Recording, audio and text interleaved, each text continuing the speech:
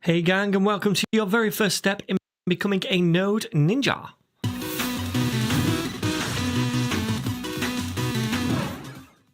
Alright then gang, now automatically Express and EJS is going to look in the views folder for those. So that's the default value of where it's going to look. So if we place all of our EJS files in here, we don't need to do any more configuration. However, if you want to create a different folder called something else, then you can tell Express what that folder is going to be called by going down here and saying app.set and using a different configuration setting called views.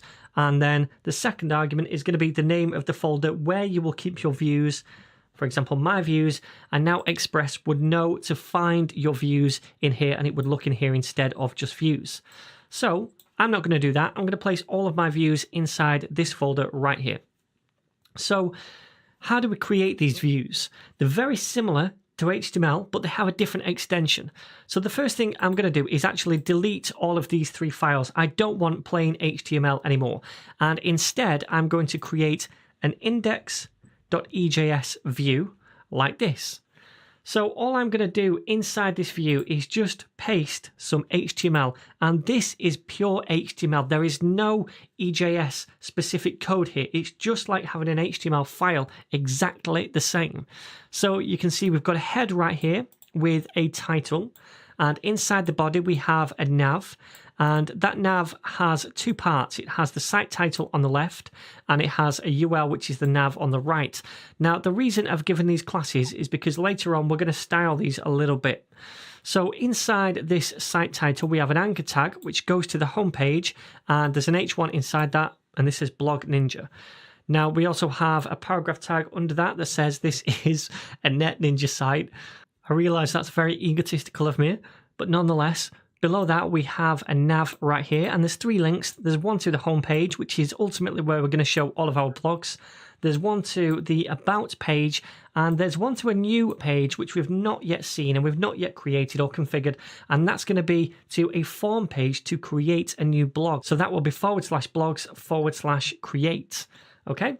So that's the nav done right there. And then under that, we have this div right here with a class of blogs and also a class of content again, so we can style this later on. And then finally an H2 inside that says all blogs. So ultimately, all of our blogs are going to go underneath here, and that's going to be the dynamic stuff that we do in this template file later on.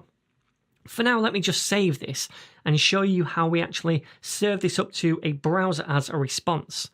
So if we go back to app.js, no longer inside the home route handler right here do we want to send this file. Instead, we want to do what's known as render a view.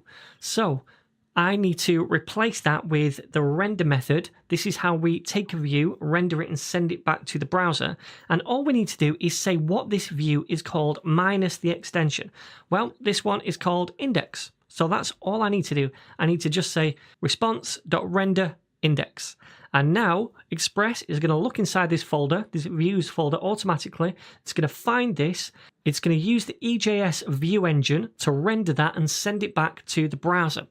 So let's see if this works. I'm going to first of all open up my terminal and say nodemon app to run this. And then I'm going to go to the browser and go to the home page, and we should get that template, which we do. Now then, let's do the other files. We need one for About and also one for the 404, and then we'll create that create page as well, where we're going to have a form to create a new blog. So then, let's first of all do about.ejs, and in here, again, I'm just going to copy this code and paste it in because I know you probably don't want to see me type out HTML. This is not an HTML course, but again, it has the same head with a same title, and it also has exactly the same nav here with links to the home, /about, and then /blogs create. And then finally, for the content of this page, it's just a div with the class of about and content, an H2 and some lorem ipsum right here. So that's the About page, and everything is identical to, the index page. All of this is identical. The only thing different is the actual content at the bottom. So let's save that. We also need our 404 page. So let's do 404.ejs. And again, I'm going to paste this in. Again, this is pretty much identical to the other two pages. All of this is the same, but we have this div at the bottom with a class of not found and content, and we have this message in the middle. Now notice all of these divs, they all have a class of content. This one does, and oops, this one does right here. And that's just so we can style them all the same way with one single CSS selector later on. All right, so we have those 3 pages done. Let's go and render those right here. So instead of this, we can say response.render, and we're going to render this time the about view. And then down here at the bottom, instead of all this, we want to take that off. We're going to keep the status because we still want to set that to 404, but then we can say .render, and we want to render the 404 view. So let me just test this out. Come over here to the browser, and let's try clicking these links. If we go to About, then it takes us to the About page. If we go to another URL that doesn't exist, then we get the oops, page not found. This one still doesn't exist yet either, the /blogs/create URL, because first of all, we've not created a handler function for that, and secondly, we don't have a view for it either. So let's create a handler function for it first of all, and I'll do that just above the redirects. So in fact, you know what, I'm going to get rid of this redirect because we really don't need it in our application anymore. And let's say instead app.get, the URL is /blogs/create, and this is going to fire a function. We're taking the request and the response object, and inside here all we want to do is render something. So we say response.render.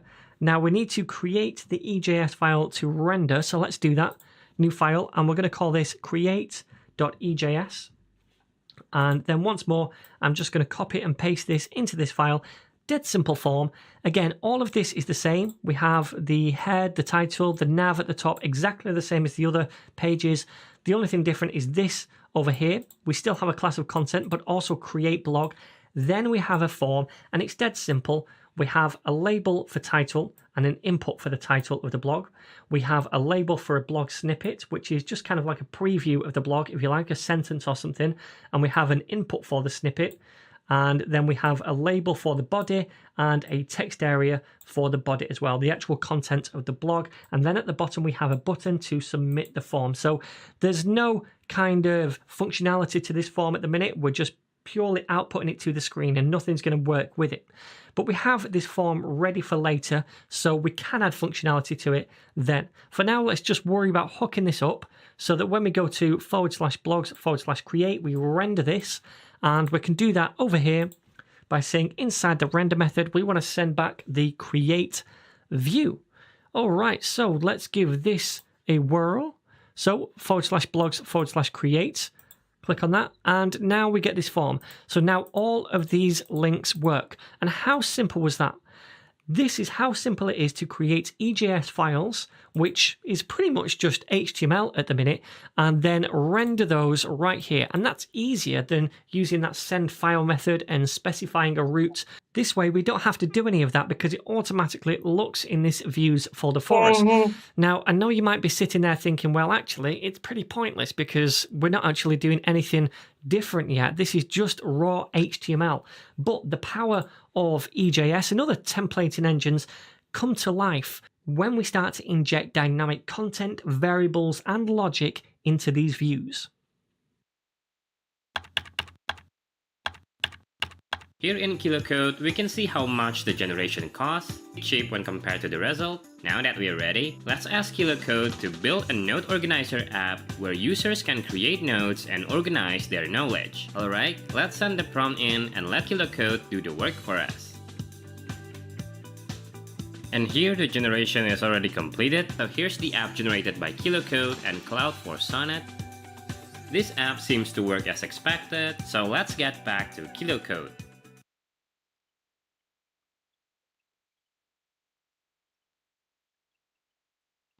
So then, now that we're using EJS templates, how do we actually create dynamic content inside these templates so it's not just all static stuff like this? Well, we use EJS tags, and they look something like this. They're a bit like PHP tags. So we can do an open angle bracket, and then we can do a percentage sign, and then we close them with a percentage sign and a close angle brackets. And then inside here now we could do some dynamic code. So for example, I can do any kind of JavaScript. I could say const and then name is equal to Mario, like so. Now this right here is going to run as JavaScript, but it's not going to run as JavaScript on the front end. It does that on the server, right? But now inside this template, we could output the name somewhere if we wanted to. So how do we output a value? Well, let's say, for example, I want to output it right at the top inside this div right here. Well, I could do a paragraph tag first of all, and if I want to output a value, again, I need my EJS tags. So angle bracket and then percentage angle bracket to close them. But when we're outputting a single value, we need to add an equal sign at the opening bracket just after the percentage sign. So when we're just doing code like this that's not being output to the screen, it doesn't matter, we don't need that. But when we're outputting a value to the screen, we need this equal sign right here. And then I could just output the name, which is this dynamic value right here. So let me save this and see if it works. I'm going to save and refresh over here, and now we can see this name. Okay, so we do dynamic code this way and we output a value this way. Now we don't want to actually do that. Instead, what we probably want to do is pass data from our app over here, because ultimately we probably communicate with a database, get some data, and then we want to pass that data inside this view right here so we can then output it. So how do we do that kind of thing? Well, we'll skip the database bit for now because we've not covered that yet. Instead, I'll just show you how to pass data from our handler into a view. So say, for example, I want to output a dynamic value inside the title tag, and that's going to be the title of the page. Well, I could do that by passing through data as a second parameter inside this render method, and that parameter is just an object. Now, this object is ultimately going to get sent into this EJS file that we render right here. And we can access, therefore, any of the properties directly from this object inside this file and output them. So, say, for example, I want a title property, and you can call it what you want. It doesn't have to be called title. But say I want a title property, which is going to be home. Then this object is being passed into this file right here. So then we can access that property title inside this file, and I'm going to output it right here. So let me do a pipe symbol first of all, and then to output a variable, remember, we do angle bracket percentage equals, and then the variable name. Well, in our case, it's the title. We don't have to reference the object first. We just reference this directly, and then we close our percentage and angle bracket, and that is it. It's going to grab whatever value we pass through and output it right here instead. So let's just preview that. And the title, by the way, is this thing at the top. So if I refresh now, we can see now that title at the top, and that's been output. Cool. So let's do this for each page. Let me open up these other pages, 404, about, and also create. And then if we go down here, we need a title for each one of these where we render. So let's just paste these in and then come back to them. Paste and paste. Okay, so the title for this is not going to be home. It's going to be about. The next one is going to be create a new blog. And this last one is just going to be 404. So 404. Now we need to output the title in each one of these. So let me copy that and paste it right here. Save it, and right here and save it. Tedious, I know, but we're getting there. All right, done. So now, if I preview this in a browser, we should see the correct titles at the top of every single page. And if we go to 404, then we should get that as well. Awesome. So there we go. That's the basics of how we can pass data into a view and how we can then access that data inside the view. But we can do more things inside EJS. For example, say on the homepage over here, if I want to pass through some blogs, some dynamic data, it could be an array of blogs. Then inside the index page, I want to cycle through that array and output a bit of HTML template for each item in that array to display those blogs on a page. Well, I can do that in EJS as well. So let me close off these dudes right now.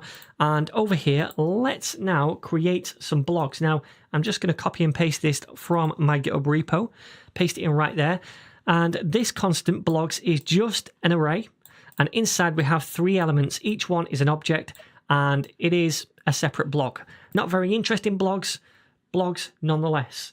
So they only have at the minute a title and a snippet, and that's all we're going to output for now. But later on, we will output the body as well.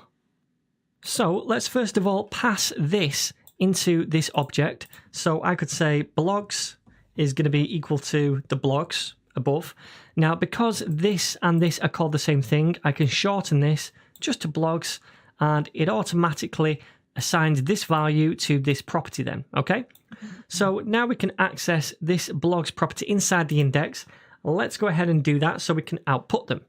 So we're going to output them down here underneath the H2. And the first thing I actually want to do is check, is the length of the blogs over 0? Are there any blogs available to us? Because I only want to try and cycle through them if there are blogs available. If this was empty like that, I wouldn't want to try and cycle through them. Makes sense? So we need to do an if check in here, and we do that just the same way we do it in JavaScript. So first of all, remember, we open up our angle brackets, percentage. We don't need the equal sign right here because we're just doing some generic JavaScript logic, not outputting a variable yet. And inside here, I'm going to say if and blogs.length. AI is changing the game for app development. Firebase is here to help. We offer a platform designed to support you. Remember, we can access blogs because we pass it through, and the length property is a property on an array. If that is greater than 0, then we're going to do something. Now, we need to close off our EJS brackets right here because now we're going to output some template. So I'm going to output an H3 and also a P tag. So the title is going to go in here and the snippet is going to go in here. But before I do that, I want to close off this if block. So I can do it at the bottom over here. So angle brackets, percentage, and then close off the if block and then close off the EJS tags, right? So we do our opening if right here, and then we close it off at the bottom. In between, we have our template. So now only if the length of blogs is over 0 is it going to output this template. If it's empty, it's not going to do that. Now, in actual fact, we don't want to just output one H3 and one paragraph tag, right? Because we might have 3. So in actual fact, inside this if block right here, we want to cycle through the blogs, first of all, and output this for each blog. So I'm going to actually cut that. And instead, I'm now going to do some more code. And that is going to be inside the EJS tags, first of all. And I'm going to say blogs.forEach. That's a method we can use on arrays, and it's going to cycle through them. So for each blog, it's going to fire a callback function, and we take that blog in to the function. Now, this right here, I need to get rid of, and I need to close my EJS tags because this is where I'm going to output the template right here. And then I'm going to close off the for each by doing closing angle bracket and then closing parentheses like so. Close off our EJS tags as well. So I hope this makes sense. It might look a little complex at first, but you will get the hang of it. Just know that we open up our JavaScript statements at the top, and if they need closing off, we do that again at the bottom in EJS tags both times. So first of all, we're checking if the length of blogs is over 0. If it is, then we're cycling through the blogs and we're firing a callback function for each blog. And we take in that individual blog at a time. So the first time around, it's going to be this one at the top, then this one, then this one. So it's going to cycle through those, and we're going to output an H3 and a paragraph tag in each case for each blog. And we have access now to that variable down here. We can output that. So I'm first of all going to give this a class of title so we can style it later on. So class equals title, and then this a class equal to snippet. And then inside the title, I'm going to output a variable. So we want to do an equal sign inside our EJS tags this time. That's what we do when we're outputting a dynamic variable. And then I'm going to say I want to take the blog that we have access to and get the title property from that. Remember, they have a title property and a snippet. So underneath that, I want to output the snippet. So I'm going to copy and paste this dude right here. and I'm going to change title to snippet. And now this should work. So let's test this out. I'm going to go over here and refresh. I'm going to cross my fingers as well to hope this works. And it does. We have now these 3 blocks. So that's the title, snippet, title, snippet. And if we inspect this, we should see, oops, not that. We want to inspect it in the console. We should see that we get an H3 for each one and a paragraph tag, H3 paragraph, right? So for each blog, we're outputting this bit of template. And that's really cool. We couldn't as easily have done that in HTML. Instead, we would have had to send back raw HTML and then on the front end, maybe access the data and then dynamically render content that way. But this is a bit easier doing it this way, right?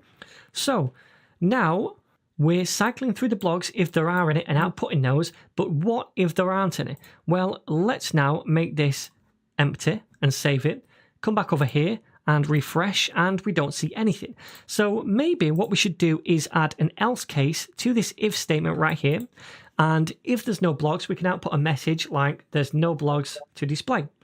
So where we close off the if statement, I'm going to say else and then open that up. And then down here, I'm going to close that else block inside EJS tags like so. And then I'll just do a paragraph tag inside, which says there are no blogs to display. All right, so let me save that and refresh over here. And now we can see there are no blogs to display, but as soon as we have data inside the blogs again, then it's going to get rid of that and show the blogs instead. Awesome. So that's pretty simple, right? That's how we can pass data through into a view and how we can output that data and also just use vanilla JavaScript inside these EJS tags to add additional logic as well, like if statements, loops, etc.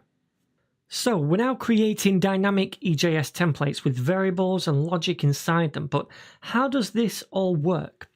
Well, our view files live on the server, and when we want to render one to the browser, that view file is passed into the view engine, the EJS view engine, to be processed. Now, the engine looks for any kind of dynamic content, variables, loops, conditionals, etc. Then, whenever it finds those, it figures out the resulting HTML code for those parts, and in the end, it spits out a valid HTML page based on the template we wrote. And then that HTML page with the resulting data inside it will be returned to the browser. So this whole process is called server-side rendering.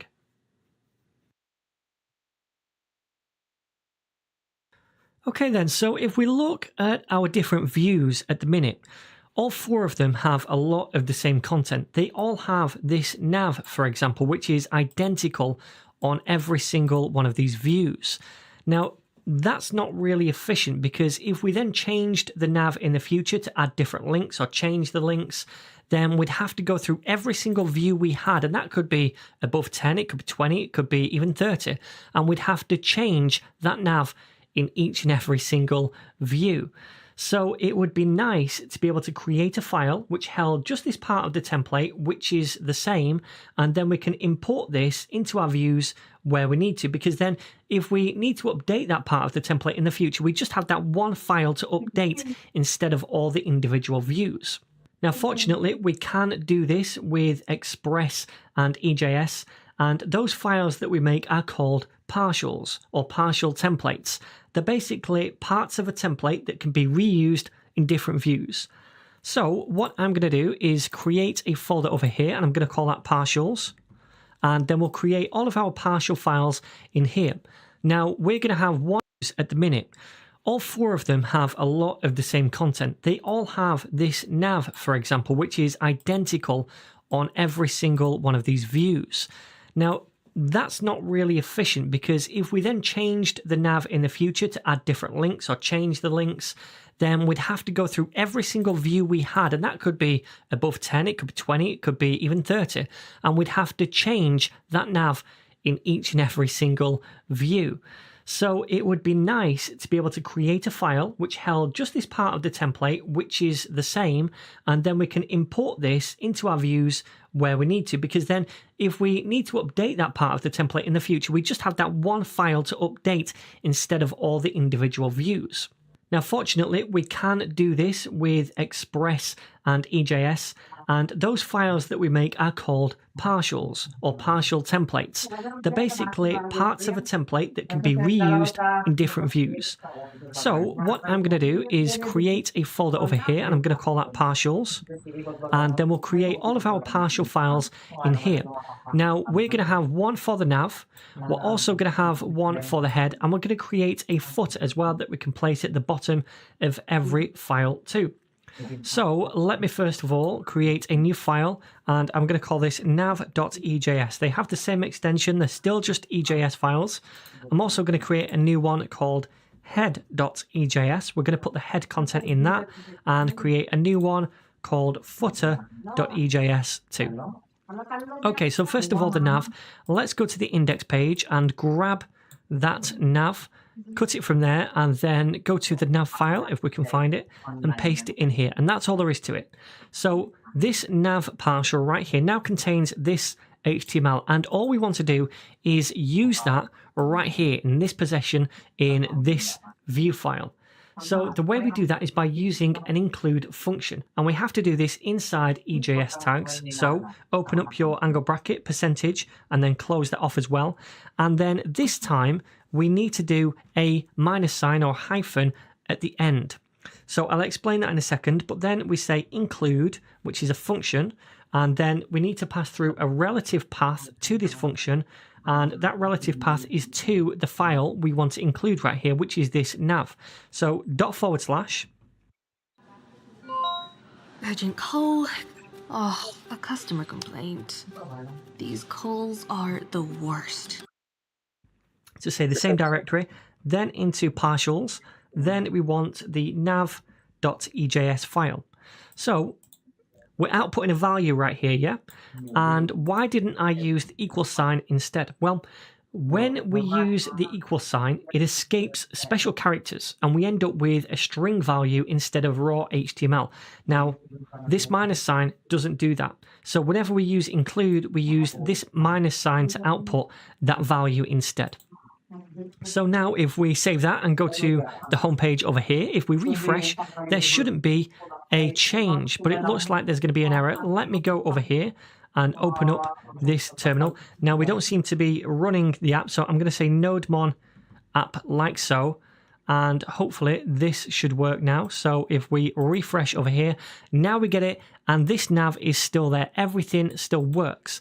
So what we can do now is just copy this and go through our different view files, and where we see the nav, get rid of that and instead replace it with this include statement like so. And this way now, if we are updating this nav at any point, we don't need to update it in 4 different files. We only need to update it once right here. So let me save that again and refresh to make sure everything's still working on all of these pages, which it is. The nav is still there. Awesome.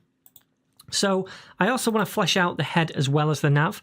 So what I'm going to do is go to the index and I'm going to grab this whole head right here and cut it, and I'm going to paste it inside the head file like so. Now we just need to include it. So let me grab this and paste it up here inside the HTML file. So now we want to include the head instead of the nav. I'm going to copy that. And I'm going to go to the other files at the top and replace the head with this include statement instead. Save that. And the same for 404. And we'll save that one. And then finally, we want to do the same with create. And save that. Okay. So that's the head done. And then finally, we want to do this footer. Now, we haven't actually created the footer yet, so let's flesh this out from scratch. It's going to be dead simple. I'm just going to do a footer tag, which is a valid HTML tag. And then inside, I just want some kind of HTML copyright notice. So I'm going to say copyright. And then I'm going to use the code for the copyright symbol. So ampersand, first of all, then copy, and then the semicolon. And then I'm going to say blog Ninja 2020. So all this does is put out the copyright symbol in the browser.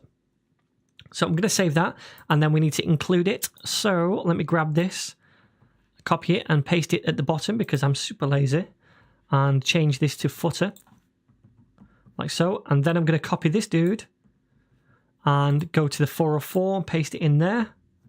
Save it and go to About. We'll do it in there as well. And then finally on the index page at the bottom too, save that. And now if we come over here and refresh, we should see the footer as well, which we do. And it's going to be on all of the other pages too. And even the 404 should work. Yep, we can see that footer at the bottom and the nav, and the head is still there as well. Awesome. So that is how we create partial templates with EJS.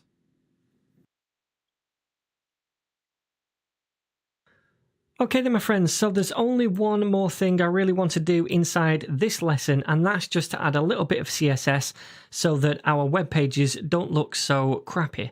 So what I'm going to do is, first of all, get rid of these EJS files, because all of the CSS is going to go inside of the head, because we're going to use it on every page. It makes sense to do it here. So I'm going to do a style tag, first of all, and then I'm just going to paste in these styles. They can all be found on my GitHub repo. Remember, the link to that is down below, and it's on the Lesson 7 branch. You're going to find this CSS inside this file, the head.ejs file. So I'm going to paste this in. I will quickly go through it because there's a little bit here. The first thing I've done is an input right here, and that is importing a font that I wanted to use called Noto or Noto Serif, and I got that from Google Fonts right here. So when you select a font in Google Fonts, you can then get this import right here, and it gives you that URL, okay?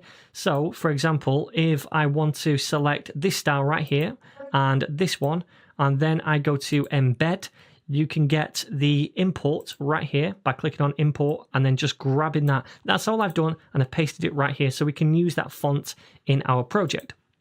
Now the body right here, we've given it a max width of 1200 pixels, margin 20 pixels top and bottom, auto left and right, meaning that this 1200 pixel column is going to sit in the middle, and margin is automatically going to be applied left and right to equal that out. It centers the content.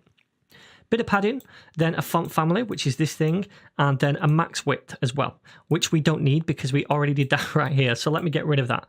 Then we do a bit of a reset on these different things right here, P, H1, H2, etc.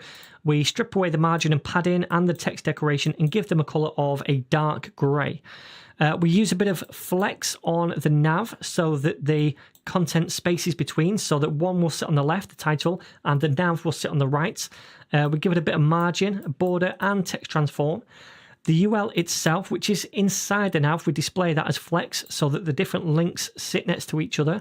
And we justify the content space between, so there's a gap between each different link. And we align the items to flex end, meaning they're going to sit way over on the right. Incidentally, if you want to learn about Flexbox and what all this means, this is not the tutorial series to do that. I've got a whole series on Flexbox, so I'll leave the link to that down below so you can see it. Anyway, carrying on, we have the LI, where we strip out the list style type and give it a bit of margin. The H1, we increase the font size. The nav P and the nav A, we just give it a colour and a font weight. The footer again, colour, align the text to the centre, a bit of margin. And the H2, again, a bit of a margin. H3, just some simple styles here. The content, this is the stuff right here. So if we go to a page and we see this is the content div, and it's on every single page where the content is. So all we're doing is giving that a bit of a margin to the left. And then for each individual page, we've created these classes. So for the index, we don't have any unique styles we need to apply yet. All the details, we don't have that page yet. The create styles are right here. That's the form. So all we're doing is styling the form up a little bit to give it a max width of 400 pixels, applying this margin so it sits in the middle.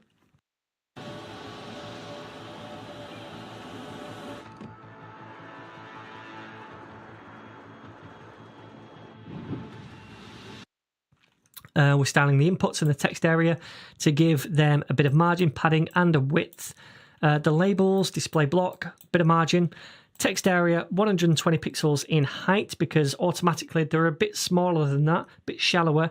And then finally, the button, we're making this a kind of reddy colour, crimson, text colour of white, a bit of padding, a border, font size of 1.2 ems, which is slightly bigger than the default, and then the cursor, a pointer, which is a little finger when you hover over the button, so users know to click it. Whew. Okay, so that is the CSS. Again, apologies if I've rushed through this, but this is really not a CSS course and I did not want to bore you with it. So let's go over here and see how this looks inside the browser. Let me refresh and ta-da! This looks automatically better. Let me just zoom out a little bit. Okay, so it looks pretty true to size. And there we go, there's the title. Remember, if we click on that, then it goes to the homepage. This is the homepage, and that's where we cycle through the different blogs, remember, inside the index right here. We have a link for that right here, About. This is the About page, and New Blog. And there is the form, and now everything looks a little bit nicer. So feel free to work on this CSS, add your own styles, and if you create a design which is better than mine, which is probably not hard to do at all, then definitely, leave your styles down below, and other people can use those as well. So there we go. Now we have this Express app set up, and we're now using views and injecting dynamic content into those views. Now, ultimately, I want to get all of these styles right here, and I want to place them in a separate style sheet. But right now, we can't really do that. We will do that later on, but in order to do that, we need to talk about serving static files like CSS files and images and using middleware. So we're going to take a deep dive into that in the next lesson.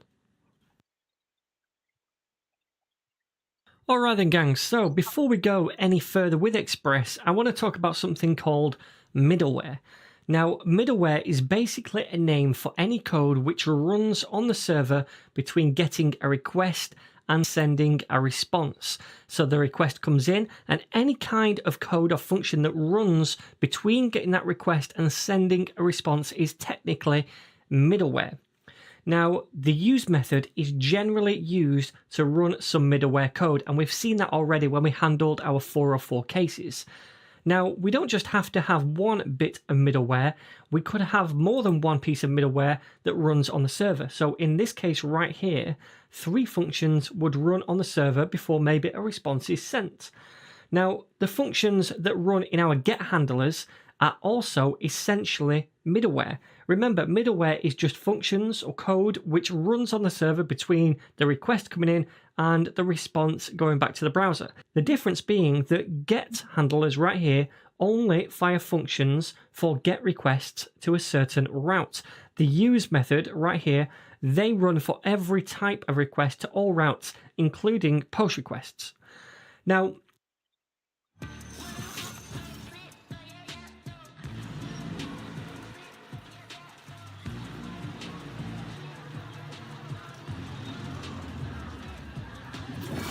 middleware runs from top to bottom in our code, and it runs that way until we exit the process or explicitly send a response to the browser. So for example, say we have all this middleware on our server.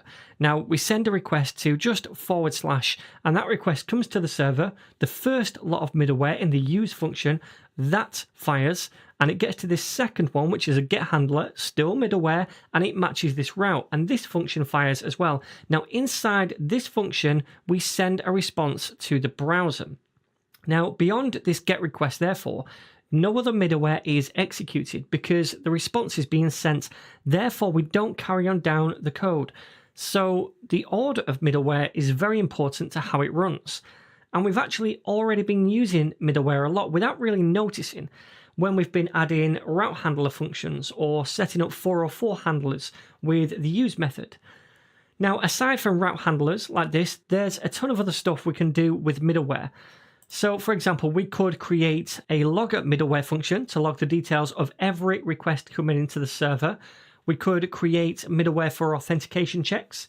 We can use middleware to pass JSON data sent from post requests, or use middleware to return a 404 page, as we've already seen. There's many other things we can do with middleware as well. But now let's try creating our own middleware in the code. So then, we've already seen a bit of custom middleware we've created down here using the use method. So this is to handle 404 cases. So for every request, this will fire as long as a response has not yet been set. Remember, it runs top to bottom. So if this matches, or this matches, then it's going to send a response in each of those cases. Now, if none of those match, it's going to find its way to the bottom, and this middleware will fire and then send a response to the browser, a 404 page, okay? So that's an example of using middleware. And this has to be at the bottom, remember, because if we place this at the top up here, then when a request comes in, because it runs top to bottom and this fires for every single request, it's not scoped to a specific URL, then it's going to send a response straight away at the top for every request, and we're going to get a 404 for every request. And the code is never going to reach any of these handlers, right? So that's why it has to be at the bottom. It's kind of like a catch-all. So now let's create our own custom middleware that's going to sit at the top, and this middleware is going to log some details out to the console for every request. So let's try that. So again, we're going to say app.use to create some middleware. This takes in a function, and inside this function we can take in the request object and also the response object. Now, what I'm going to do in here is just log a few things to the console, and I'm going to paste that so you don't have to get bored watching me type that out. All I'm doing is saying a new request was made, then I'm outputting the host, which is a property on the request object, the host name, that should be localhost, then the path, and then the method. So let's take a look at this in action. Remember, this is going to fire for every single request because it's at the top. So I'm going to open up my terminal, make sure we're running the server, which we are, and then I'm going to just refresh over here. Now, if I take a look over here, we can see a new request was made. The host is localhost, the path is / and the method is get. So path right here is a bit like the URL property we used before. But if we go back to the browser, we can see that this is actually still hanging. Nothing's happened. And if I go to something else like / about, we can come over here and we can see these details logged. And the browser still hangs. It's not gone to the about page. Why is that? About, we can come over here and we can see these details logged. And the browser still hangs. It's not gone to the about page. Why is that?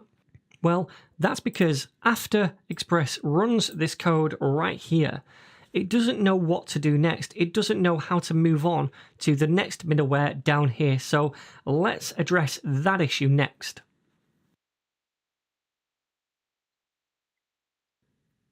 So we've seen how the browser hangs when we run this middleware right here because Express doesn't automatically know how to move on. We have to explicitly tell it to move on to the next function down here. And we do that by using a function called next.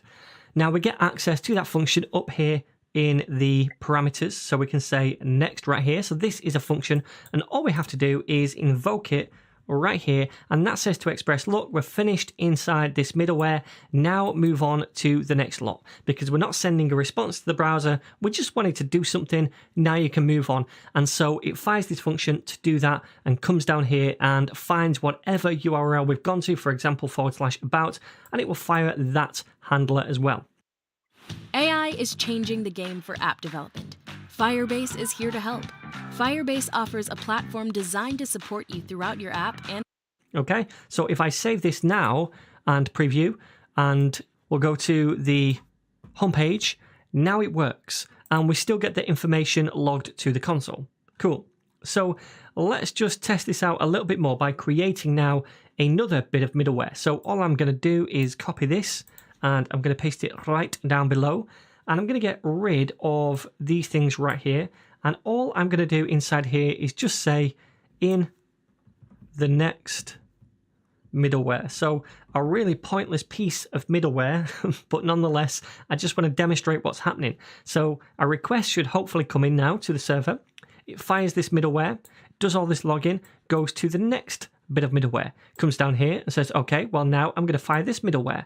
It logs this to the console and then it carries on because we say next. Then it comes down here and tries to match one of these things. All right, so let's save that and preview. So if we go to, for example, / about by clicking this link over here, we get the page, everything works. And in the console, we can see a request was made, all of this was logged, and now we're in the next middleware. So it fired that one as well right here. Now, just a quick test. If we were to say place this after the home page right here, this is the home page handler, and save it. If I now go to the home page, then we get this page, but over here, we don't get this log to the console for that request. We get it right here, but this is a request from the CSS, so don't confuse that with us going to a different page. If we scroll up, we can see right here, the path was just / the method get, and we don't get in the next middleware right there because we send a response right here, so it never reaches this, okay? Comes down here and tries to match one of these things. All right, so let's save that and preview. So if we go to, for example, / about by clicking this link over here, we get the page, everything works, and in the console we can see a request was made, all of this was logged, and now we're in the next middleware. So it fired that one as well right here. Now, just a quick test, if we were to say place this after the home page, right here, this is the home page handler, and save it. If I now go to the home page, then we get this page, but over here, we don't get this log to the console for that request. We get it right here, but this is a request from the CSS, so don't confuse that with us going to a different page. If we scroll up, we can see right here, the path was just / the method get, and we don't get in the next middleware right there, because we send a response right here, so it never reaches this, okay? So one of the great things about using Node and Express is that there's tons of middleware functions already created for us that we can use. For example, there's middleware called Morgan, which is a logger, and it does a similar thing to our custom middleware where we log stuff to the console, but it's better than this. There's also one called Helmet, which is a security piece of middleware. There's middleware for using sessions, cookies, validation, loads of different things. So all of these middleware functions are ready-made for us, so we don't have to write all of our middleware from scratch every time. If there's a middleware package that solves the issue, we can just use that. So what I'm going to do is show you how to use a third-party middleware called Morgan, which is a logger, and we can just install this using npm, then require it like this.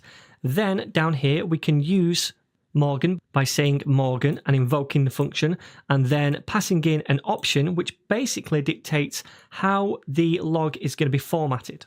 So let's go and do this. First of all, open up your terminal and cancel out of the process. Then install Morgan by saying npm install Morgan. Remember, if you've got an old version of npm, then you need the -- save flag. Otherwise, just press enter and that's going to install it for us. And we should see that now inside our package file right here. Cool. So now let's require this at the top. So const Morgan is equal to require, and then it's going to be Morgan. And then down here, what I'm going to do is get rid of this middleware. I'm also going to get rid of the middleware we created down here. We don't need that. And then up here, I'm going to say we want to use, so app.use some middleware. Now, we don't use our own function like this and do something inside it. Instead, we can just invoke the function we required right here, this bit of middleware. So Morgan. And then we want to pass through an option. I'm going to use the dev option.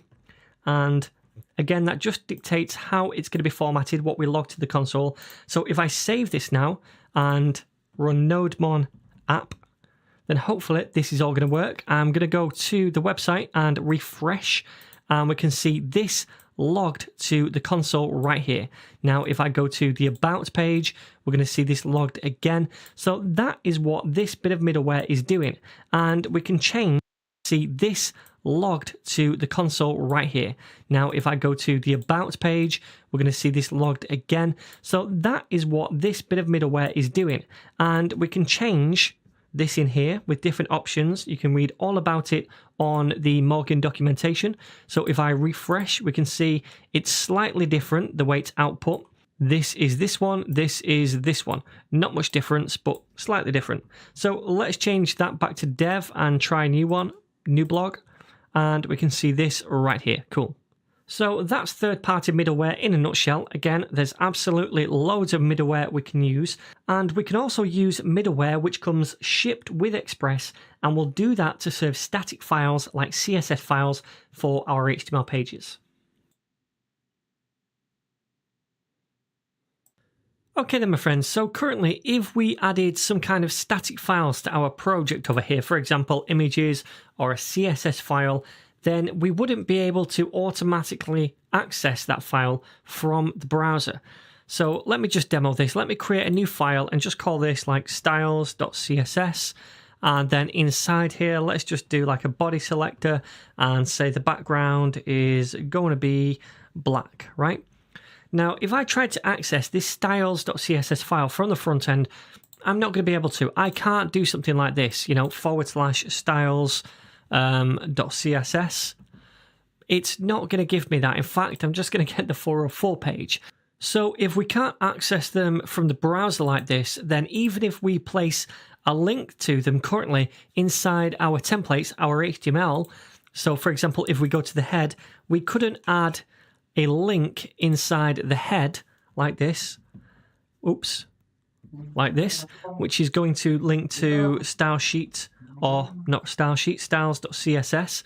This wouldn't work. It wouldn't just reference that in the browser, and I can demo that as well. If we go to the home page and inspect, and if we go to the network and then refresh, we can see that this styles.css returns a 404 error because it's not allowing us access to that file.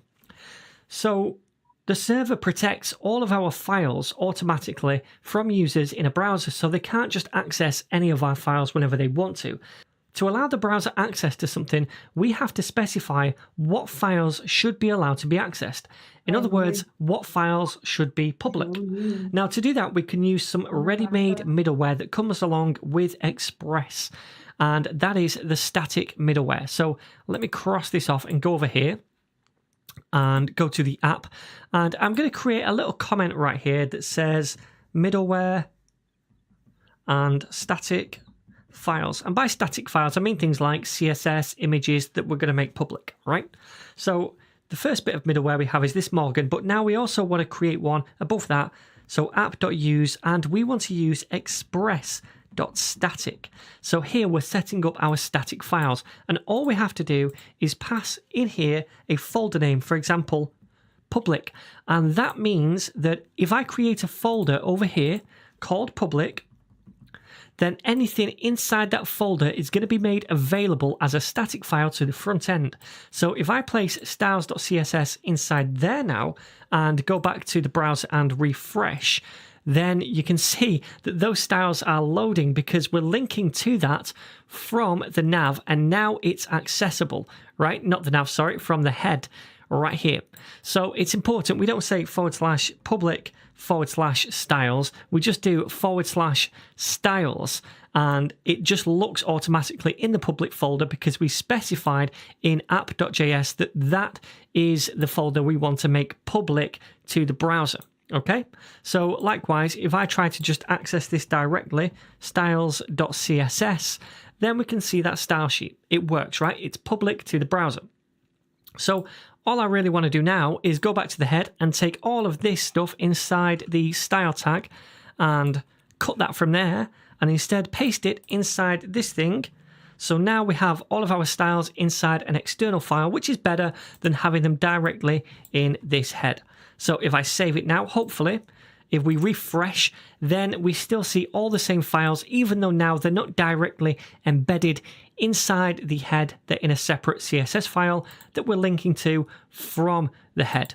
And the same is true for any other kind of file. If we place images in here or other text files or whatever we place in here, all of that is going to be accessible at the root level on our website from the browser. And it's all achieved by using the static middleware that comes along for the ride when we use Express. New Colgate Total, our best science to help prevent 8 oral care concerns. But great taste Choco.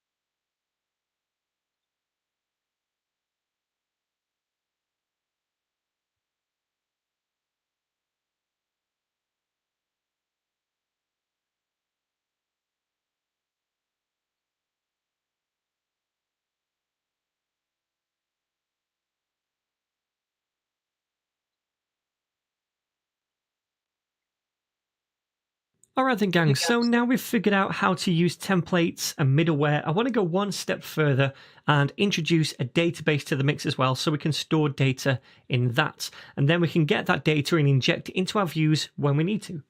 So when we're working with databases, there's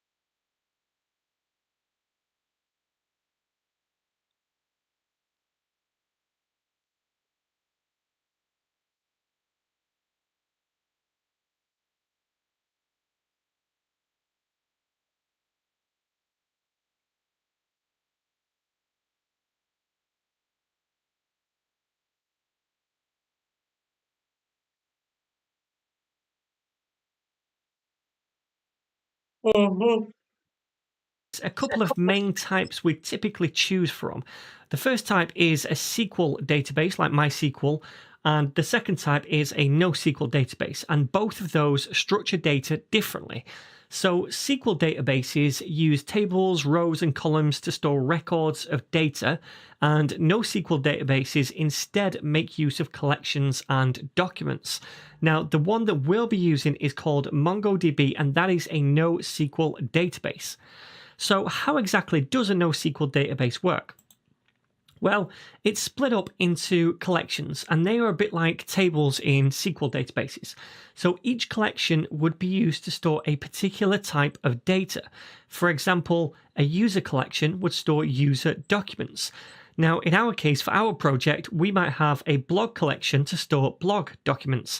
And you can have as many different collections as you want, but the important thing to remember is that each one would contain only one type of document, be it user, blog, author, or something else.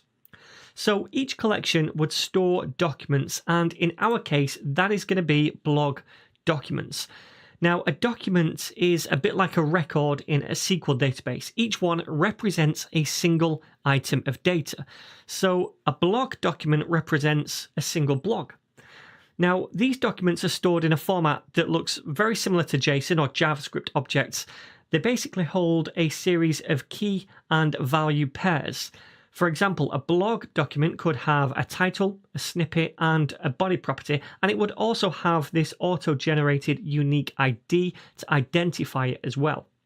So from our code, we could connect to a collection like the blogs in MongoDB, and then we could either save, read, update, or delete documents inside it. So let's start by creating a database and hooking it up with our code. So then, when we're working with MongoDB, there's a couple of different setup options that we can use.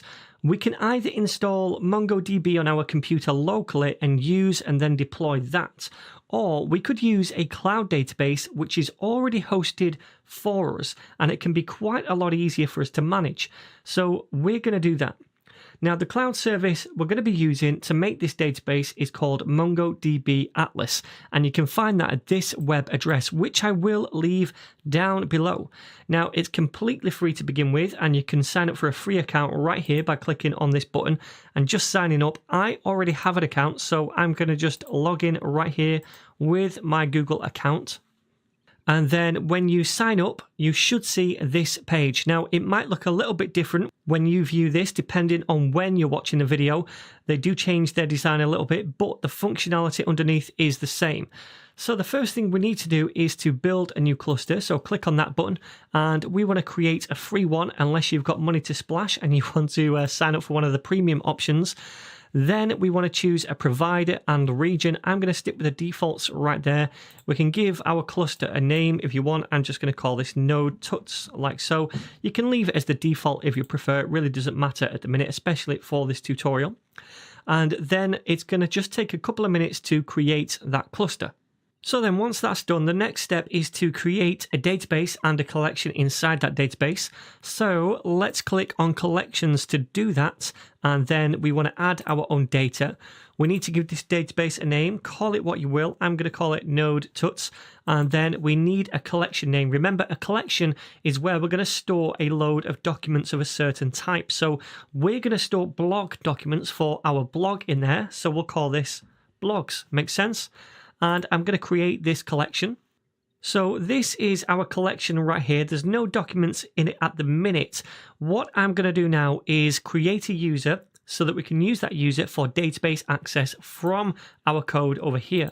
So let's go to database access and create a new database user. I'm going to call this NetNinja. And the password is going to be test1234. Please create something that's more unique than that and more secure. We need to give read and write access to any database, and I'm going to add user right here. So I'm going to use that user later on, the username and the password I created from our code so that we can connect to the database.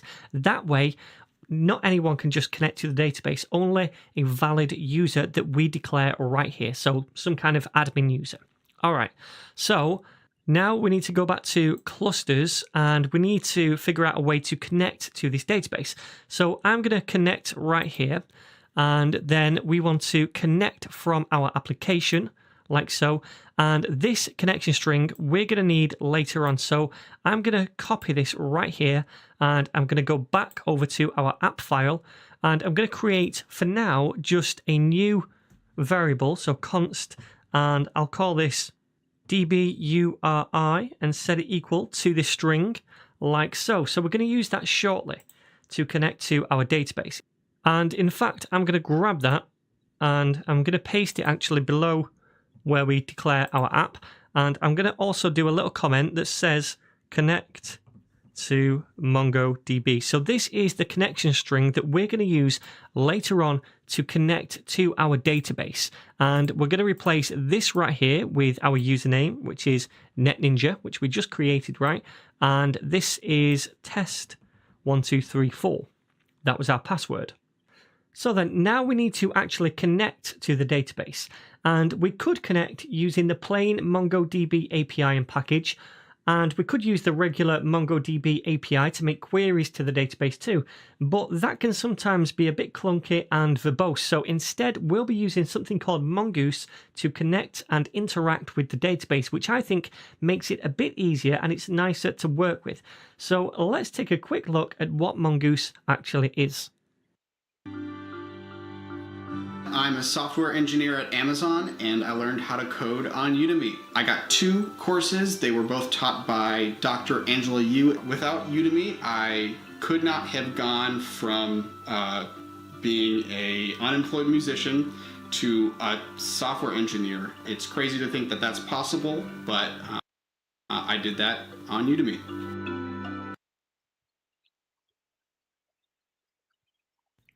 Okay then, my friends, so Mongoose is an ODM library, and that is an object document mapping library. And that basically means that it wraps the standard MongoDB API, and it provides us with a much easier way to connect to and communicate with the database. Now, it does this by allowing us to create simple data models which have database query methods to create, get, delete, and update database documents. Now, under the hood, Mongoose does all the heavy lifting for us. It queries the correct database collection for us based on the name of the model we use, and then it performs the action required and returns us a response. Now, you don't have to use Mongoose. You can just use the standalone MongoDB library if you prefer, but sometimes it can feel a bit more clunky and verbose. So we're going to use Mongoose, and let me break down exactly how we're going to be using it in our project. So the way we generally work with MongoDB and Mongoose is to create schemas and models. Now, this is quite similar to how we typically work with any kind of data resource. We'd make a model to represent that data resource. Now, in Mongoose, though, we make a schema first. Now, the schema defines the structure of a data type or document stored in a database collection. It describes what properties it should have, the type of those properties, etc.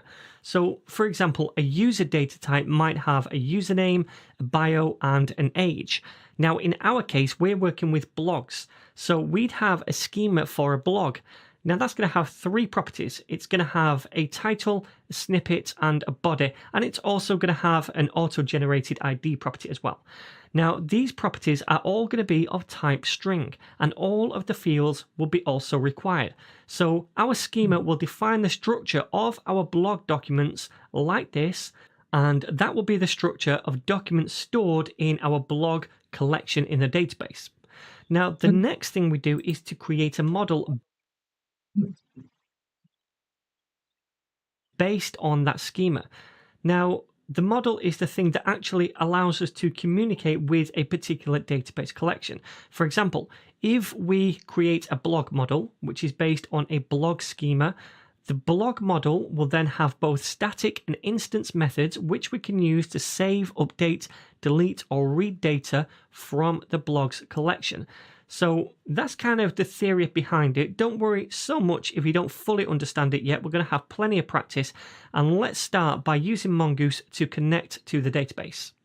Okay then, so the next step is to actually connect to the database using Mongoose. So to do that, we have to install Mongoose because it is a third-party package. And we'll say npm install Mongoose to do that. So we can then require it up here by saying const mongoose is equal to a require, and the package name is Mongoose.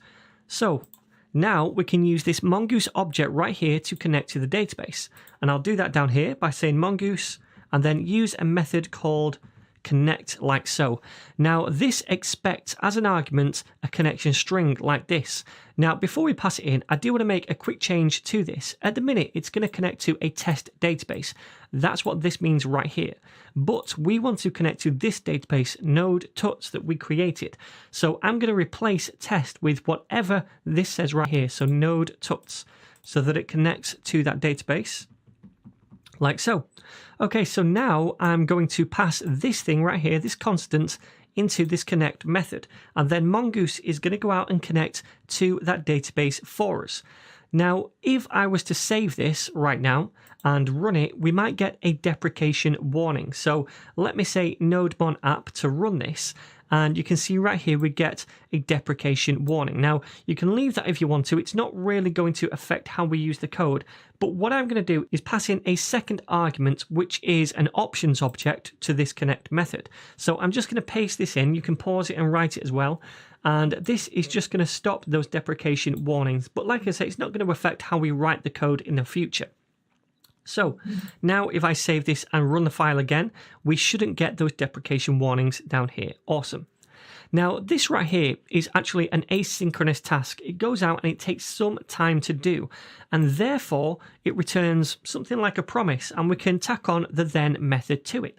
So this then method takes in a callback function which is going to fire when this connection is complete after it's connected to the database, and we get a result in this callback function which we can use if we want to. I'm just going to say in here console.log connected to DB. And we also get a catch method. In case there's an error, we can catch the error, and we'll do that inside a callback function, and we'll log that to the console as well.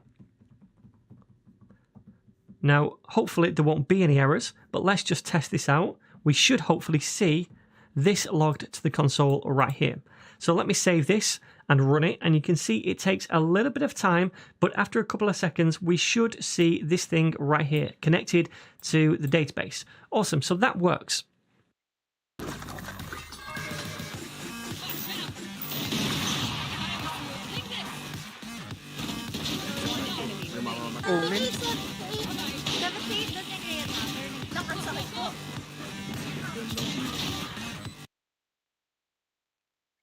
Now then, if you think about it, we don't really want our server to be listening for requests until this connection has been made, because, for example, if a user requests the homepage and that homepage lists a load of data dependent on the database, then we can't show that until the connection to the database has been established. So we really don't want to be listening for requests until this is completed. So what we could do is we could take this and we could paste it inside this then block instead, and then we're only going to listen for requests after this connection is complete. And that makes sense. So let's delete this down here, save it, and make sure there's no errors, which there's not. Awesome. Okay, so the next thing to do now is to create a schema and a model for our blog data. So I'm going to create a new folder for all of my models and schemas over here, and I'm going to call that folder models. Now we want to create a model and a schema for a blog. So let's create a new file called blog.js. Alright, so inside here, the first thing we need to do is require mongoose. So const mongoose is equal to require, and it's going to be the mongoose package. Then we also need to get something from the mongoose object right here, and that is the schema. So I'm going to say const schema with a capital S is equal to mongoose dot schema with a capital S. Okay, so remember, a schema is the thing that is going to define the structure of the documents that we're going to later store inside a collection. It's the thing that a model wraps around, okay? So this thing right here is actually a constructor function, and we're going to use it to create a new schema, and we're going to store that in a constant. Now you can call your schema whatever you want. I'm going to call it blog schema. That makes absolute sense to me, and that is equal to a new schema. So this creates a new instance of a schema object. Now we need to pass in an object as a parameter so that this object can describe the structure of the documents that we want to store in our blogs collection ultimately. So right here we can add the different properties that we want our blog objects to have. For example, I want to have a title, right? I want that to be a property of our blog documents. Now, right here, I can also say that this has to be of string type. Now, I also want to say this is required. So instead of just doing that, I'm going to open this up into an object, and therefore we can add some extra validation as well. So we can say the type is going to be a string, but also we're going to say that required is true. And that means that this field is required for blog documents, all right? So then let's do some more fields. We also want our blogs to have a snippet property.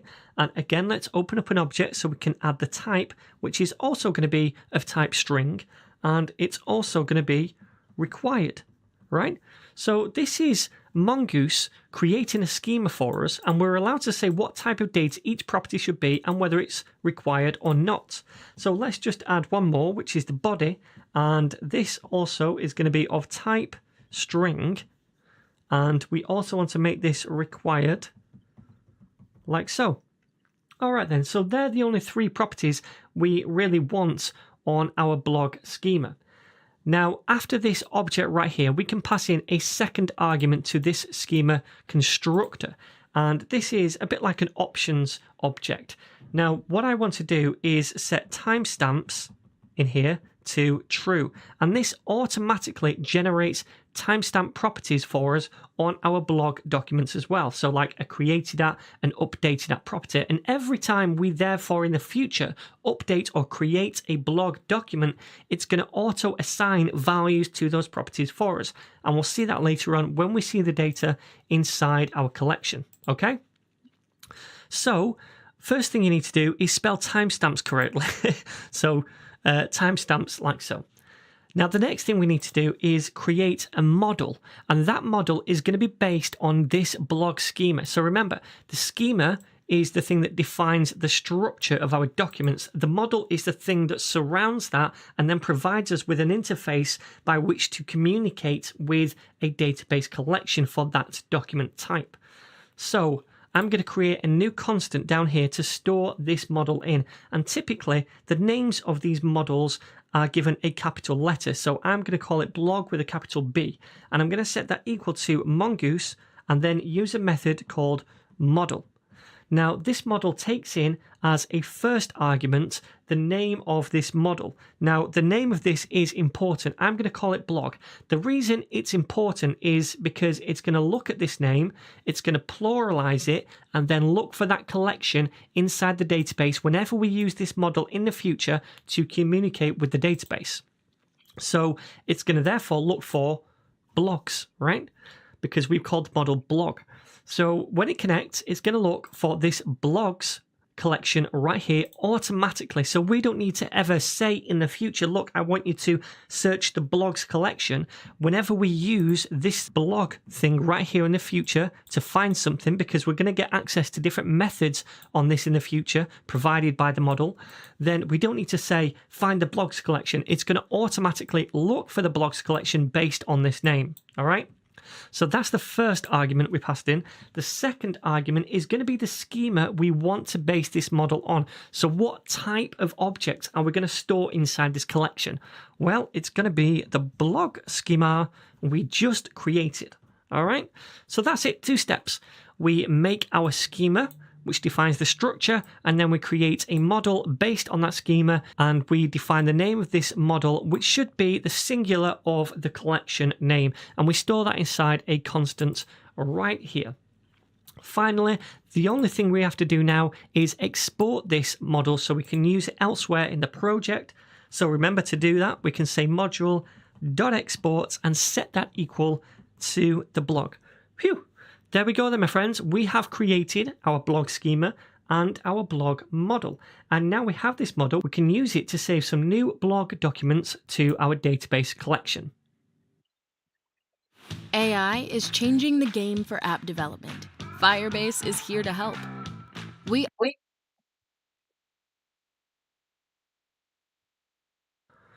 Okay then, so now we have our blog model right here. Can be quite a lot easier for us to manage. So we're going to do that. Now, the cloud service we're going to be using to make this database is called MongoDB Atlas, and you can find that at this web address, which I will leave down below. Now, it's completely free to begin with, and you can sign up for a free account right here by clicking on this button and just signing up. I already have an account, so I'm going to just log in right here with my Google account. And then when you sign up, you should see this page. Now, it might look a little bit different when you view this, depending on when you're watching the video. They do change their design a little bit, but the functionality underneath is the same. So the first thing we need to do is to build a new cluster. So click on that button, and we want to create a free one unless you've got money to splash and you want to sign up for one of the premium options. Then we want to choose a provider and region. I'm going to stick with the defaults right there. We can give our cluster a name if you want. I'm just going to call this node tuts like so. You can leave it as the default if you prefer. It really doesn't matter at the minute, especially for this tutorial. And then it's going to just take a couple of minutes to create that cluster. So then once that's done, the next step is to create a database and a collection inside that database. So let's click on collections to do that. And then we want to add our own data. We need to give this database a name, call it what you will. I'm going to call it node tuts. And then we need a collection name. Remember, a collection is where we're going to store a load of documents of a certain type. So we're going to store blog documents for our blog in there. So we'll call this blogs. Makes sense? And I'm going to create this collection. So this is our collection right here. There's no documents in it at the minute. What I'm going to do now is create a user so that we can use that. Send, and we're going to send back the results so we can see that in the browser. Finally, the only thing we have to do now is export this. 2 steps. we make our schema, which defines the structure, and then we create a model based on that schema, and we define the name this blog thing right here in the future to find something, because we're going to get access to different methods on this in the future provided by the model. Then we don't need to say find the blog, the name of this model. Now, the name of this is important. I'm going to call it blog. The reason it's important is because it's going to look at this name, it's going to pluralize it, and then look for that collection inside the database whenever we use this model in the future to communicate with the database. So it's going to therefore look for blogs, right? Because we've called the model blog. So when it connects, it's going to look for this blogs collection right here automatically. So we don't need to ever say in the future, look, I want you to search the blogs collection. Whenever we use this blog thing right here in the future to find something, because we're going to get access to different methods on this in the future provided by the model, then we don't need to say find the blogs collection. It's going to automatically look for the blogs collection based on this name. All right. So that's the first argument we passed in. The second argument is going to be the schema we want to base this model on. So what type of objects are we going to store inside this collection? Well, it's going to be the blog schema we just created. All right. So that's it. 2 steps. We make our schema, which defines the structure, and then we create a model based on that schema, and we define the name of this model, which should be the singular of the collection name, and we store that inside a constant right here. Finally, the only thing we have to do now is export this model so we can use it elsewhere in the project. So remember to do that. We can say module.export and set that equal to the blog. Phew. There we go then, my friends. We have created our blog schema and our blog model. And now we have this model, we can use it to save some new blog documents to our database collection. Okay then, so now we have our blog model right here. Let's try using this in the code to interact with the database.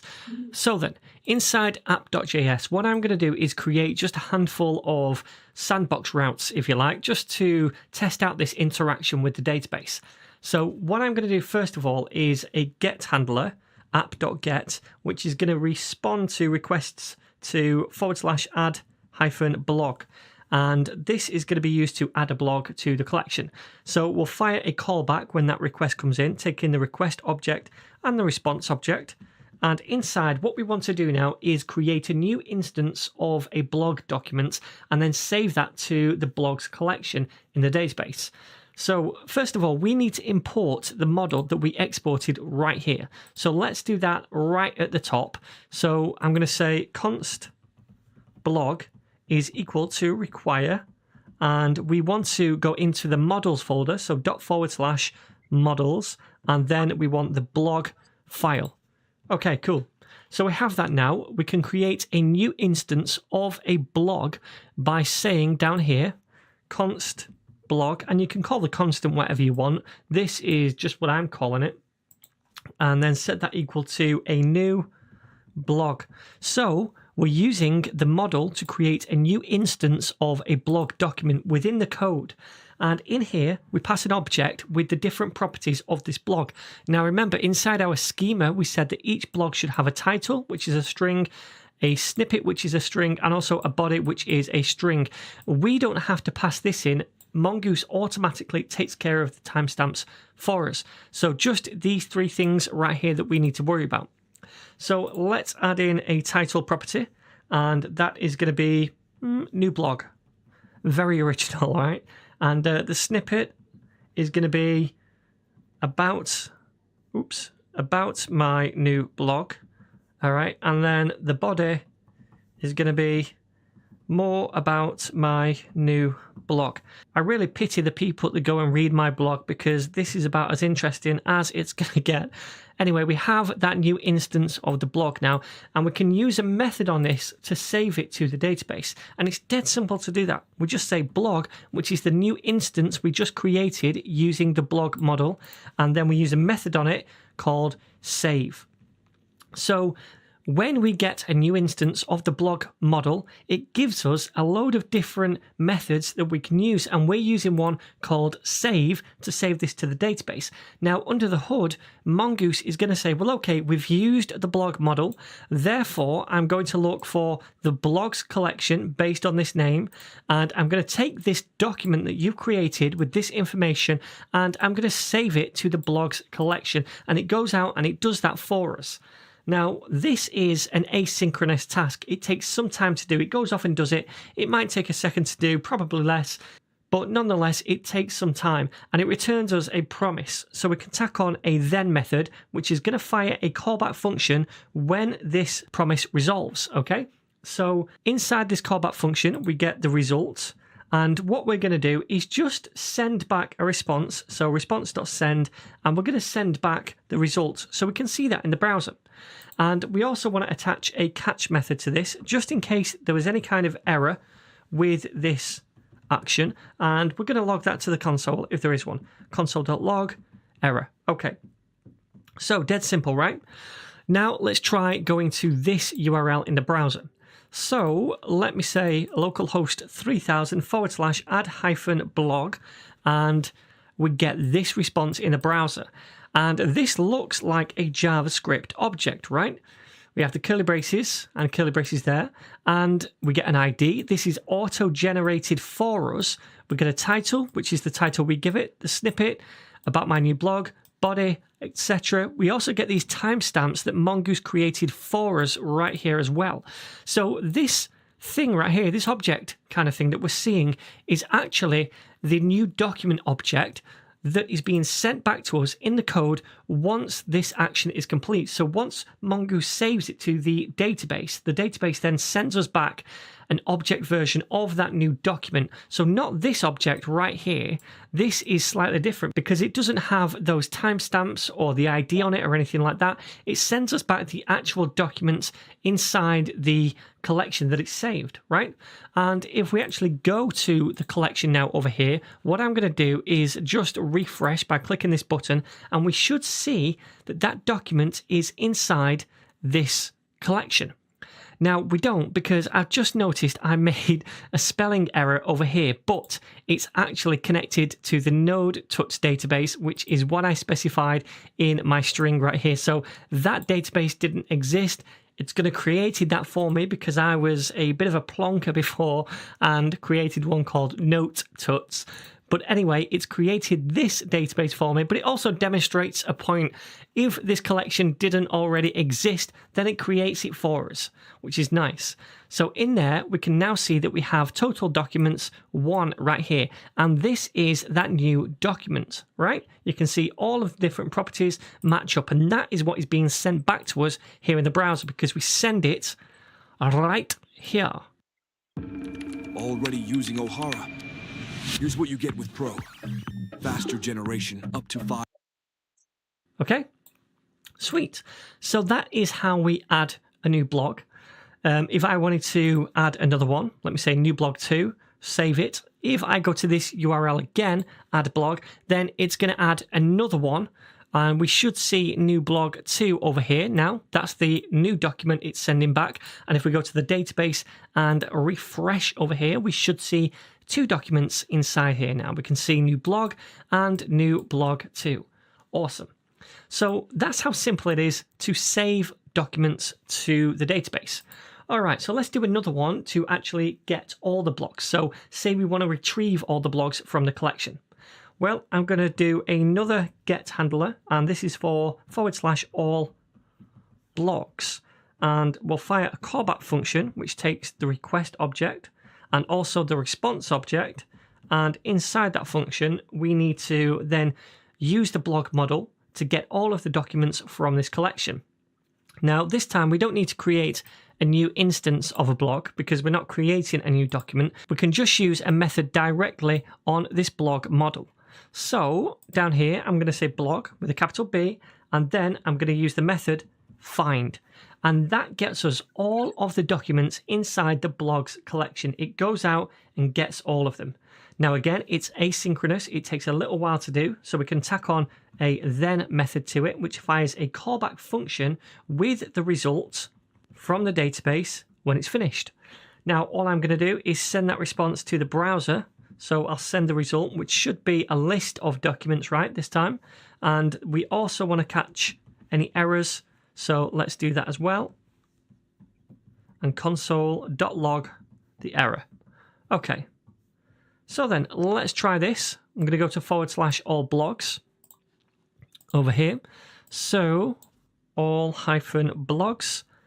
And we should get 2 of them. Yes, we do. Inside what looks like an array. So we get 2 objects. Should be a list object. And inside that function, we need to then use the blog model to get all of the documents from this collection. Now, this time we don't need to create a new instance of a blog because we're not creating a new document. We can just use a method directly on this blog model. So down here, I'm going to say blog with a capital B, and then I'm going to use the method find. And that gets us all of the documents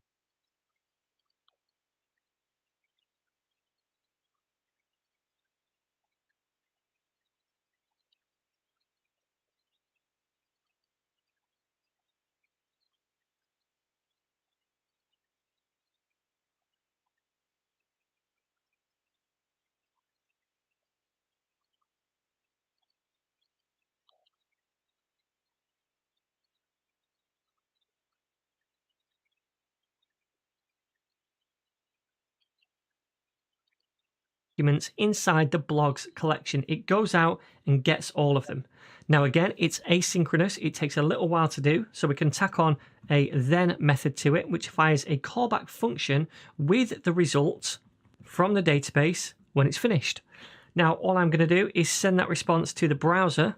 So I'll send the result, which should be a list of documents, right, this time. And we also want to catch any errors. So let's do that as well. And console.log the error. Okay.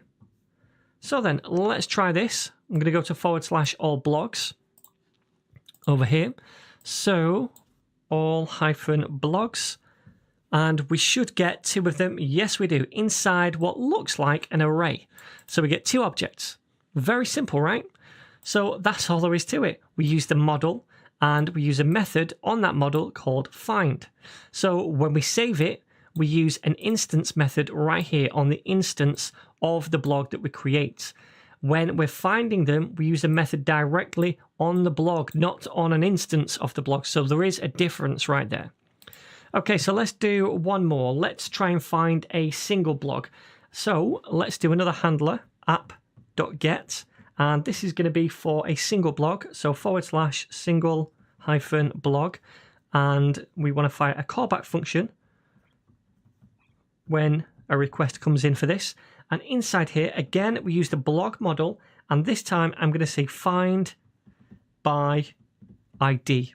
Okay, so you know when we saved a new document to the database, look at this ID right here. This is an object ID right here. Now, this is a unique type, and it's not a string when it's stored in MongoDB, but when we're using Mongoose, it handles the conversion of this into a string and back again when we need to. So if we want to find something by an ID, we can just pass in a string here, and then Mongoose is going to handle that conversion into an object ID to compare it to one of these documents and retrieve that single document. So if I go to all blogs, I could just get this one right here, for example, which is the first one, new blog. And if I paste that right in here, like so, it's going to go out and it's going to find the blog with that ID. So again, it's asynchronous. We can tack on a then method, which will fire a callback function when this is done. And inside that function, I want to take the result back from the database, and that should be a single document this time. And I want to send it as a response to the browser. So response.send the result. Again, I'm just going to copy and paste this catch block right here. We're going to catch any error if there is one and log it to the console. So let's try this. I'm going to get a single blog. So let's just delete all that. Single-blog. And we get that one blog. Now, if I change this, so we use the other ID. So if I get this one right here, which is blog 2, see if this works. Okay, Save it and go to single blog and refresh. We should get new blog 2 this time, which we do. Awesome. So there we go, my friends. That's the basics of how to interact with this database. So we've seen how to save a new blog, how to find all the blogs, and also how to find a single blog based on the ID. We're also going to see how to delete blogs later on, and we're going to put this kind of logic in proper routes later on, because this at the minute is not the way I want to go. I don't want these kind of routes. I want to integrate these into my routes that we have down here and maybe create some more in the future. Every web designer has been there. You're on a call with a client and they end it with those magical words. Oh, and by the way, we'll need those wireframes by end of day. And of course, without hesitation, you say, yeah, sure, no problem. As you give the irresistible peace sign goodbye as if there's no worries at all. Oh, but there's worries, big worries. It's just not possible. Oh, it's possible. Here, scoot over. Let me show you. Just go to reloom.io. There you can create a sitemap and generate it into beautiful wireframes within minutes. You can even hit a few buttons to allow AI to write all the content for you. Dude. Oh, and you can also share the link or even export the full layers into Figma. Oh, Figma. Yeah, Figma. Reloom. Imagine a website, now generate it. Reloom.io.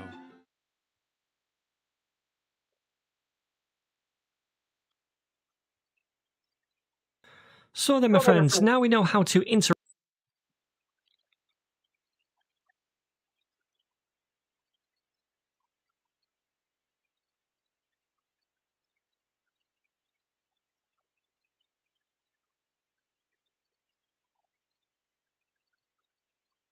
I can get like for this one.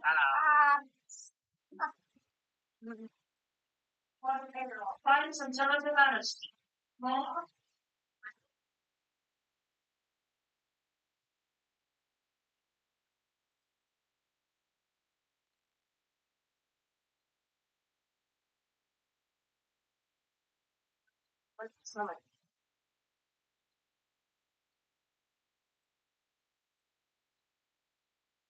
Hi guys, today lalabas kami. Magagala kami dito sa Malaysia. Actually, magpapatato kami ni Paula. Pero nakapalutulog. Sabi ko, mag-picture pa naman ako sa ano yung Petronas Tower ba yun? Hindi ka mabait ako. Bakit? Kapalit daw si Poida guys kasi kailangan yung hindi mahaba yung sleeve kasi nga magkakatato. Kasi ako, magsa-sunscreen lang ako. Kasi parang wala masyadong eksena ngayon. Saka di na kailangan mag-makeup ng todo. Ito kasi, this tinted sunscreen. Ito yung nadala ko sa trip. Kasi ito yung talaga yung go-to ko na sunscreen. It has UVA, UVB broad spectrum. Very lightweight lang siya. And at the same time, parang very fresh ka lang. Hindi mo kailangan kung kunyari, meron kang alis na wala naman masyadong importanteng face card, huwag na kayo magpa-face card dyan ng foundation concealer. Mag-tinted sunscreen na lang kayo. May SPF pa siya. So, yeah, SPF 50 plus, what you bang on? Plus low sunscreen kasi nga it has UVA, UV broad spectrum sa pollution, sa usok, sa radiation, kailangan nito. And very handy lang siya. So kung dadali mo siya sa ibang bansa, ilalagay mo yung sa handkerchief, what you bang on? Right around my waist. 21st east side of the bus. No, time my shoe, where did it go? What you bang on? Right around my waist. 21st east side of the bus. No, time my shoe.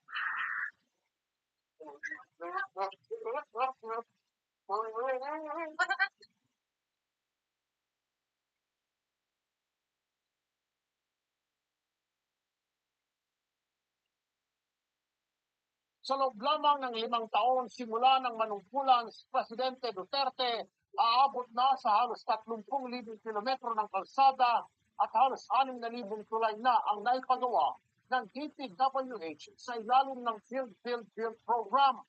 Aabot naman sa mahigit 200 airport at halos 500 seaport projects ang natapos ng DOTR.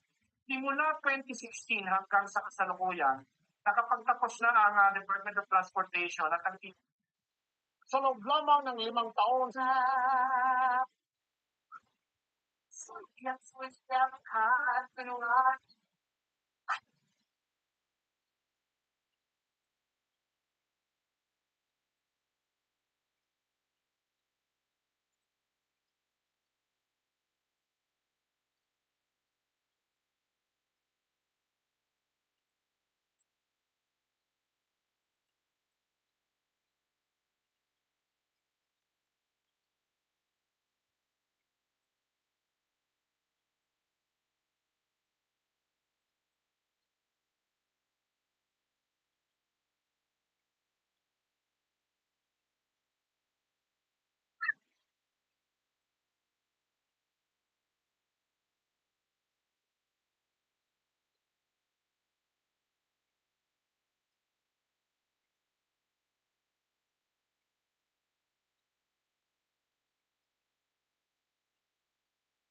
Ew.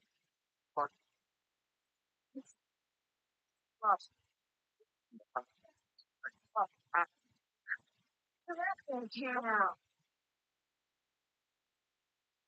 Yes, wow.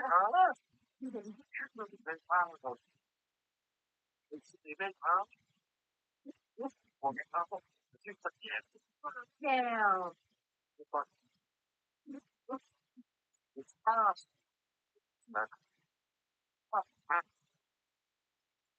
Yeah.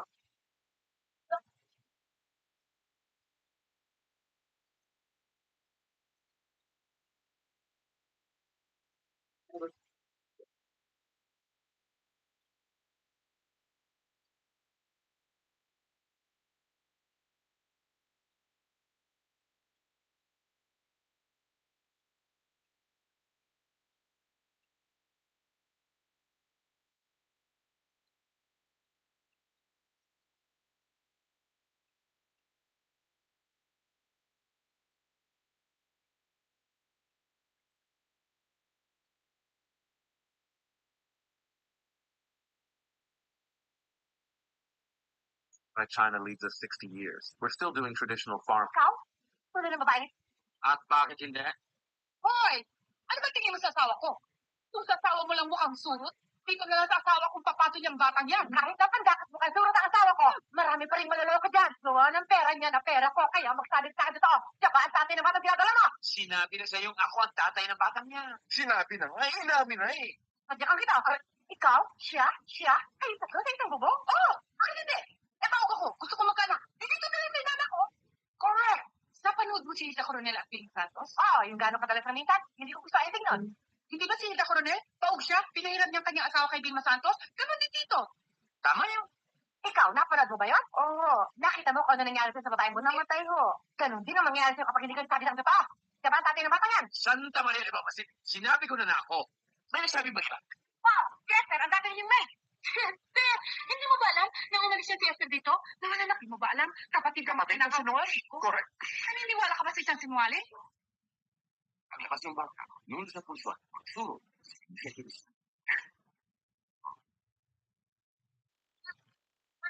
Ay, gusto sarado ka sa akin. Lauro, ang kamay mo. Ipinaba. Hindi ba talaga yun? Nang naman. Ikaw? Ano din ang babae nito? At bakit hindi? Hoy! Ano ba tingin mo sa asawa ko? Kung sa asawa mo lang mukhang surot, dito na lang sa asawa kong papatol yung batang yan. Kahit napandakas mo kay surot ang asawa ko, marami pa rin maloloko dyan. Gawa ng pera niya na pera ko, kaya magsabi sa akin ito. Tsaka ang tatay ng batang pinadala mo. Sinabi na sa'yo ako ang tatay ng batang niya. Sinabi na nga, inamin na eh. Kakadyakan kita. Ikaw? Yo, mga kalito ko, buyan to, nakasunod ang aspata na perting alsara. Basta ako ba tarang binati Pilipinas, sama di ino dati, pag-aral, di raman dami, tinodra sa papat mundo. O, yun, may ito. O, pag napitig base course na, tulay kumpa. May raman namin, di ka, paperting o bakit na. Bata sa nagkatirepost na. Simple, basta ako matarang binati, mali puro backpack kasi. Wala ito pa ko na nga, pagkalalaan dati, yung dati, para technique selection. O, yun ba, simple, kasi ako mga rin, dalang tipos, ginaglasong, bakit namin, Masaya naman. Buhos hindi ka palpalas. Saan mo? Oo, di ba? Simple. Oo. Nagmayat nga buyaran, nagmayat nga repair. Ang nahiraman namin, awal petty traffic na maiwasan petty traffic. Oo. Awan pa, yan pa nga, ano, pa siguro may saldaw nga rami dito. Sulit lang. Oo, mga kalito, buyaran nakasunod ang aspata di Naper. Di nga kalsada. Di nga kalsada.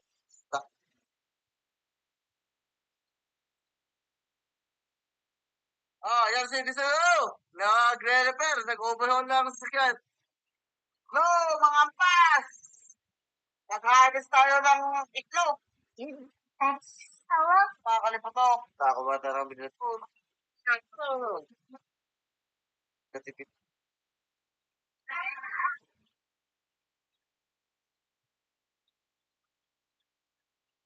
Nakatang ganun po. Dak mo ng pa.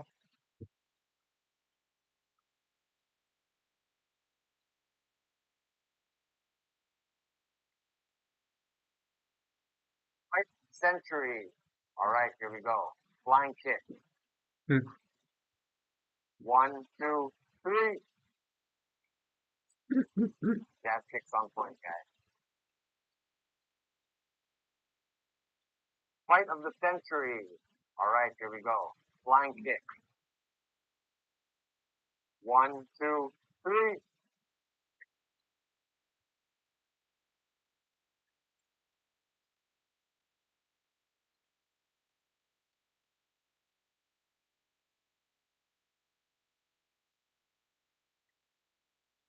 Isang tao, posible raw na iniisip ka rin nila habang natutulog ka. Ayon sa ilang paniniwala at pag-aaral sa subconscious, may koneksyon ang utak ng tao kahit sa panaginip. Parang may lihim na frequency ang isipan natin. Sino ang huling taong pumasok sa panaginip mo? Alam mo ba? Kapag napanaginipan mo ang isang tao, huwag mong bibiglayin ang pagpapat. Bakit wala ang tatay nito? Hindi ka.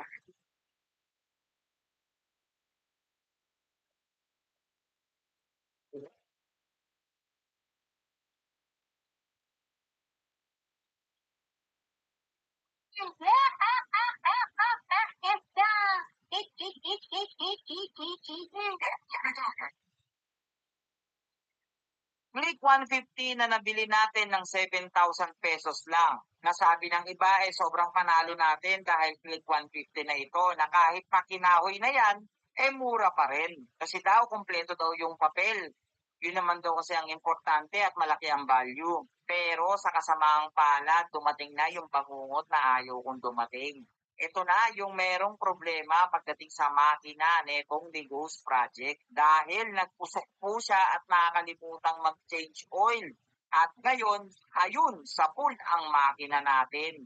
Ngayon, napapaisip ako kung panalo pa rin ba tayo sa 7,000 pesos para sa motor na to. Tara, samahan niyo ako mga ka-Lucifer at itong si Ghost Project ay nagpusok. Malaking problema na... Hello! Oh, may pasalubong si Kabagon. Sago. No. Thank you so much. What's up, party people?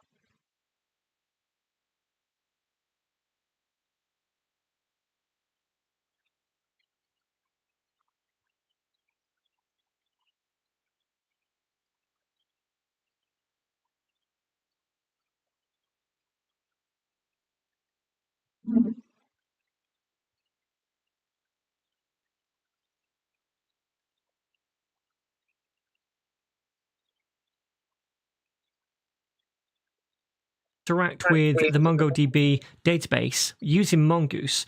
Now we can delete these kind of sandbox routes that we created and instead apply this kind of logic in some of our routes down here. And we're also going to make a couple more as we go forward as well.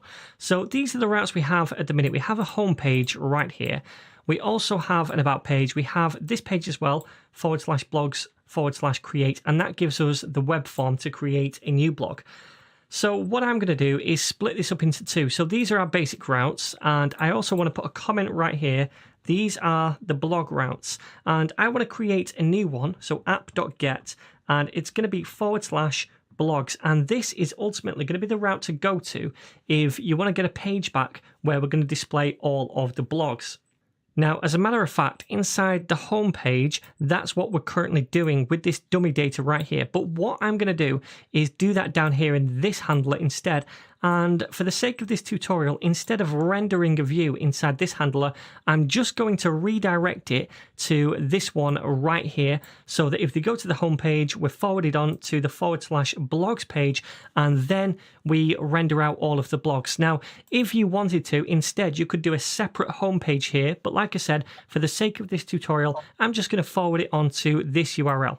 So to do that, remember, we just need to do a redirect, and we do that by saying response.redirect and where we want to redirect to, and we want to go to /blogs.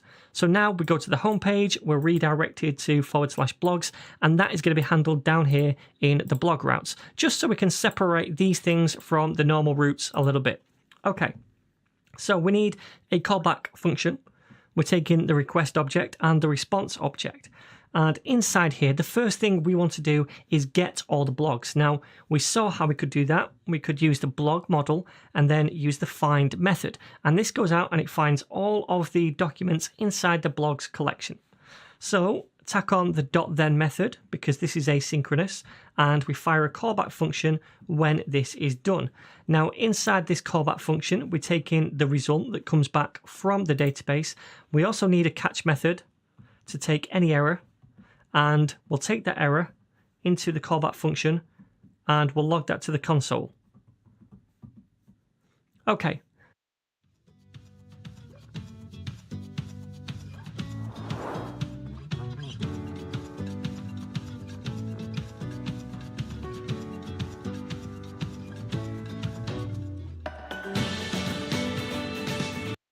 So now when we have the result, remember, when we get all of the blogs, that was an array of blogs. We want to pass this into our index view over here. If we open this up and go to index, remember this expects a property called blogs. So what we could do is pass that array of blogs that we get back into that view, and we don't need to change any of this code because we're already expecting an array of blogs right here. We're cycling through them and we don't need to change any of the code.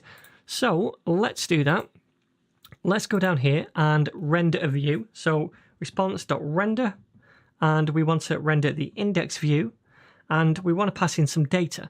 Now the first piece of data should be the title, because we expect that title inside the head over here where we output the title. Okay, so that's the first bit of data we want to pass in. So the title in this case is just going to be all blogs. Okay, now the second bit of data we want to pass in is whatever we get back here. That's the array of blogs. So the property name is going to be blogs, and we pass in the result. That's all there is to it. So then, now we're passing in these two things. Let's save it and go back to the browser. So let me come over here and let me go to just / to see that redirect in action. We go to /blogs and we're getting all of the documents, and now we're outputting those in the view because we're cycling through those. We did all of this before with dummy data. We're cycling through those blogs and outputting the title and the snippet for each individual blog, right? So that was pretty nice, pretty easy to do. Now, I also want to show you one more quick thing right here, and that is the sort method right here. So we can sort by a particular field inside our documents. Now, I'm going to sort by created at. Remember, these were the timestamps that Mongoose automatically added on for us. And I'm going to say -1 right here. And that means descending order. So it's going to go from the newest to the oldest, and the newest now will be at the top of the page instead of the oldest. So this should now be at the top of the page. So let me save that, and we can come over here and refresh, and we should see now that blog 2 should be at the top of the page once this refreshes. Yes, we do. So we are going to be using Mongoose with MongoDB for the rest of this series, so we'll also see how to do many more things with it, but for now we'll leave it there. That heals.